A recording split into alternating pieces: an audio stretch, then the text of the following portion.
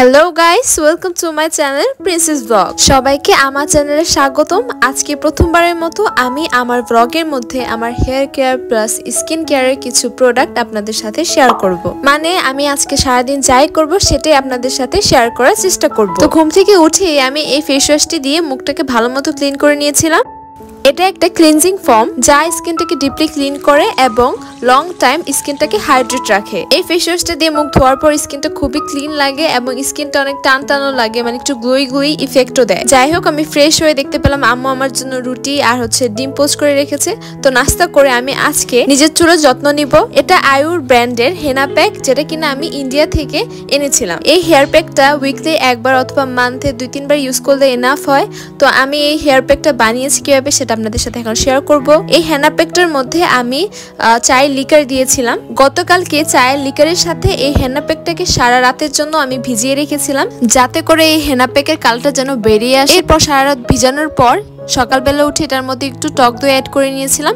দেখতেই পাচ্ছেন এটার মিশ্রণটা কত সুন্দর হয়েছে। নর্মালি আমি যতগুলো হেয়ার প্যাক ইউজ করেছি সেগুলো ওয়াশ করতে অনেক বেশি সময় লেগেছে, অর্থাৎ চুলের সাথে কেমন যেন হেয়ার প্যাকগুলো লেগে থাকতো।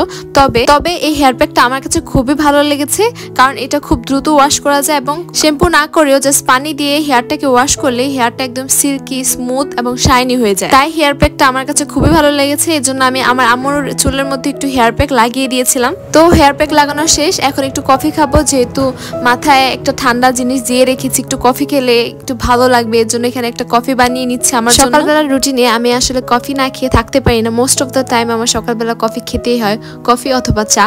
যাই হোক, আমার চ্যানেলে যারা আমার সাথে অনেক দিন ধরে যুক্ত আছেন তারা কিন্তু ভালো মতোই জানেন আমি আমার চ্যানেলে আমার আম্মু বাসায় যা যা রান্না করে সেগুলোই শেয়ার করার চেষ্টা করি। তবে আজকের ব্লগটা ডিফারেন্ট, কারণ আজকে আমি আমার সারাদিনের রুটিন আমি যখন ব্লগ বানাচ্ছিলাম আনএক্সপেক্টেডলি আমার আব্বু আমার জন্য এই দুইটা হাঁস পাঠিয়েছে। হাঁসের মাংস আমার কাছে খুব ভালো লাগে এবং হাঁসের মাংস রান্না করতে হয় কিভাবে সেটার রেসিপিও কিন্তু আপনাদের সাথে শেয়ার করা হয়ে গেছে। যাই হোক, অনেকদিন পর আমি আমার বাবার বাড়িতে এসেছিলাম, আমি আমার হাজবেন্ড।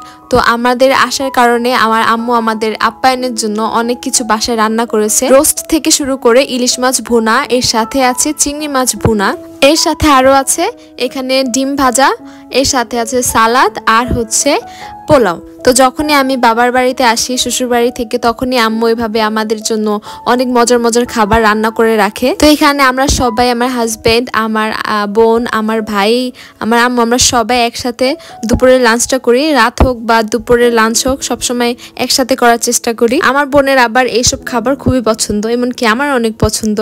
তো ও কিন্তু ওর এক্সপ্রেশন দিয়ে বুঝিয়ে দিচ্ছে যে খাবারগুলো ওর কাছে কিরকম লেগেছে। তো খাবারের টেবিলে বসে আমরা অনেক বেশি আনন্দ করি, অনেক বেশি গল্প করি। যাই হোক, এরপরে আমি আপনাদের সাথে শেয়ার করব যে আমরা নাস্তা কি খেলাম। শুধু লাঞ্চে ভালো ভালো খাবারের মেনু ছিল না, বরং সন্ধ্যার নাস্তা তো অনেক বেশি ইয়াম্মি ছিল। শীতকালের সবজি অর্থাৎ বাঁধাকপি, এটা দিয়ে আম্মু একটা মজাদার বড়া বানিয়েছে, অথবা বলা যায় পাকোড়া। এই পাকোড়াটা বানিয়েছে আম্মু বেসন, সাথে একটু চালের গুঁড়া আর পেঁয়াজ, মরিচ, হয়তো একটু লবণও দিয়েছিল, আমার ঠিক মনে আসছে না। যাই হোক, এই পাকোড়াটা কিন্তু খুবই আমি হয়েছিল। আসলে আম্মুরা কখনো ক্লান্ত হয় না। দুপুরে এত কিছু রান্না করার পরেও আমি বলেছিলাম সন্ধ্যায় কোনো কিছু রান্না করা লাগবে না, বাইরে থেকে কিছু কিনে আনো, তবুও সে আমার কথা শুনেনি, এই মজার পাকোড়াগুলো বানিয়ে আনলো। তো এখানে আমি আর আমার বোন গরম গরম পাকোড়া খাচ্ছিলাম এবং আম্মু আরো পাকোড়া বানাচ্ছিল রান্না করে। এরই মধ্যে আমার বোন তো আমাকে ব্লগ করতে দেখে বলতে শুরু করলো যে তারও একটা টিকটক আইডি আছে, সেখানে যেন সবাই ফলো করে ভিডিও ছাড়ে। তবে ও যে টিকটকার সেটা কিন্তু না, সেটা ভাববেন না। যাই হোক, আমরা এখানে অনেক বেশি মজা করছিলাম। এই পাকোড়াটা আমার বোন খুবই মজা করে খাচ্ছিল, কারণ পাকোড়াটার উপরটা ছিল একদম মচমচে এবং ভিতরটা ছিল একটু নরম, একটু জুস। এই পাকোড়াটা আসলে খুবই মজা হয়েছে, দেখি হয়তো বুঝতে পারছেন। মাঝে মাঝে কিছু খাবার দেখলেই বোঝা যায় যে সেটা খেতে কিরকম, না খেয়েও বোঝা যায় যে সেটা খেতে কতটা টেস্টি হবে। এরপর আম্মু চুলায় মজাদার দুধ চাও বসিয়ে দিল।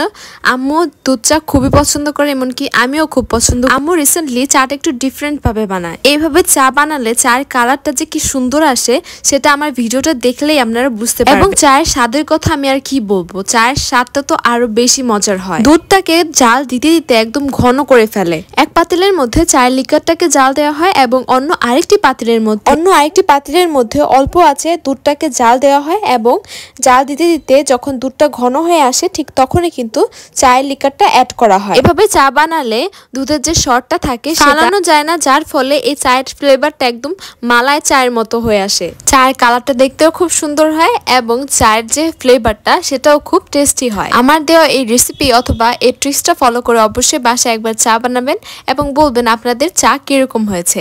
এরপর আমি আমার হাজবেন্ডকে কোক আর পাকোড়া দিলাম খাওয়ার জন্য। কিছুক্ষণ পর আবার দেখতে পেলাম রান্নাঘর থেকে একটা সুঘ্রাণ আসছে। তো রান্নাঘরে এসেই দেখলাম যে আম্মু গরুর মাংস রান্না করছে। এত কিছু রান্না করার পরও আম্মুর কাছে মনে হচ্ছিল যে কিছু একটা মিসিং। পোলাওর সাথে সবগুলো আইটেমই রান্না করা হয়েছিল, তবে এই গরুর মাংসটা শুধু বাদ ছিল। গরুর মাংস আম্মু রান্না করে ফেললো। মাংসটা অনেক ঝাল ঝাল ছিল, কালারটাও খুব সুন্দর। আমি তো একটা বিশাল বড় নলি নিয়ে বসে পড়লাম। এখন ডিনারের টাইম, আমরা ডিনারের টাইমে শুয়ে শুয়ে মুভি দেখছিলাম আর একটু খাওয়া দাওয়া, অর্থাৎ আমি আর কি এই নলিটা খাচ্ছিলাম। এরপর আমার ছোট বোন বায়না করলো যে তার হাতে এই মেহেদি ডিজাইন করে দিতে হবে। তখন অনেক রাত হয়ে গিয়েছিল, তবুও বোনের বায়না তো পূরণ করতেই হবে। আমার আজকের এই ব্লগটা আপনাদের কাছে কেমন লেগেছে অবশ্যই কিন্তু জানাবেন। আর এরকম ব্লগ দেখতে চাইলে অবশ্যই আমাদের পাশে থাকতে ভুলবেন না। আল্লাহ হাফেজ সবাইকে। সবাই ভালো থাকবেন এবং সুস্থ থাকবেন।